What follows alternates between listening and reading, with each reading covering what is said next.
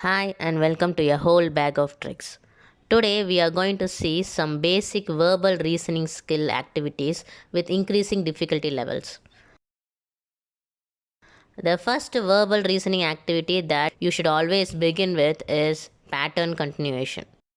This is both a logical and verbal reasoning activity.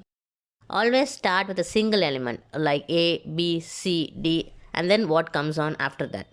And then move on to two elements like A1, B2, and so on. You can also alter the cases, even try upside down alphabets, shapes, symbols, so on to increase the difficulty level.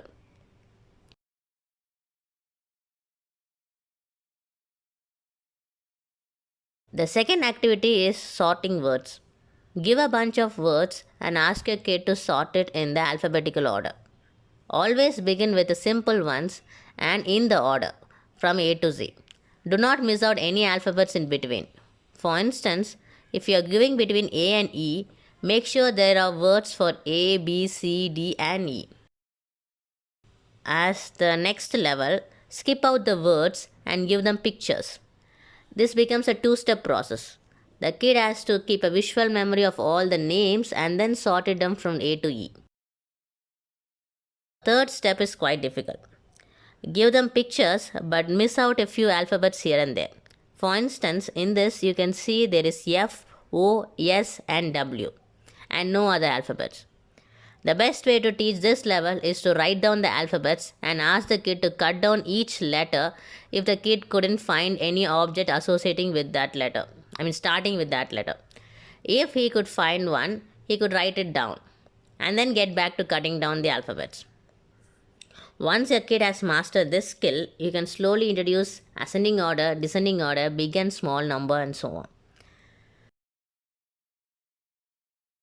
The level 1 for this activity is quite simple. Give some random letters and ask your kid to write down 4 to 5 words that they could remember starting with that letter.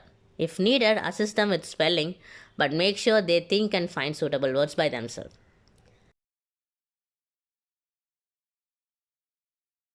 The level 2 for this activity is write down words starting with two alphabets together.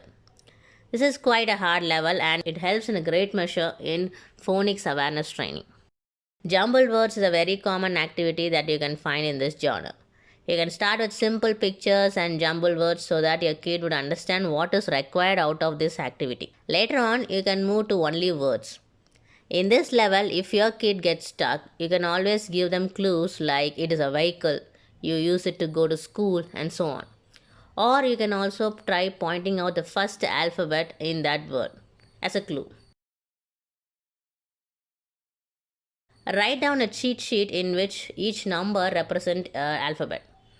Now give a random string of numbers and ask your kid to find out the hidden message by associating each number to that alphabet.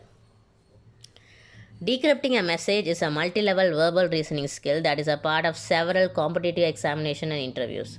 You can increase the difficulty level by complicating the cheat sheet. Like 7 is G, inverted 7 is H, or you can use color and symbols in combination for coding. Word matching is a good way to improve vocabulary. Always start with colors. Give them a bunch of colors and ask the kid to match the colors to the objects. Then move on to shapes, places where they can find those objects, and so on. It is about allowing a kid to find the best word to describe the object in hand using its outward appearances, environment, and so on, or with any adjective for that matter. Then you can move on to a little complicated adjectives like yummy, beautiful, long, and so on. In this level, the kid has to read through all the clues and then match each adjective to the noun given in each sentence. This would be the right stage to teach your kids what noun and adjectives are. Word association is another verbal reasoning skill that you can see in competitive exams and entrance exams. Start by giving a word and 5 options. Ask the kid to pick the one word that suits well with the word in question. For the first level, make sure to use 4 distinctively irrelevant words and 1 clearly connecting word as the options, so that the kid can easily associate the word and understand what is required from this assignment. As a next level, give a word and ask the kid to write down all the words associated with this word.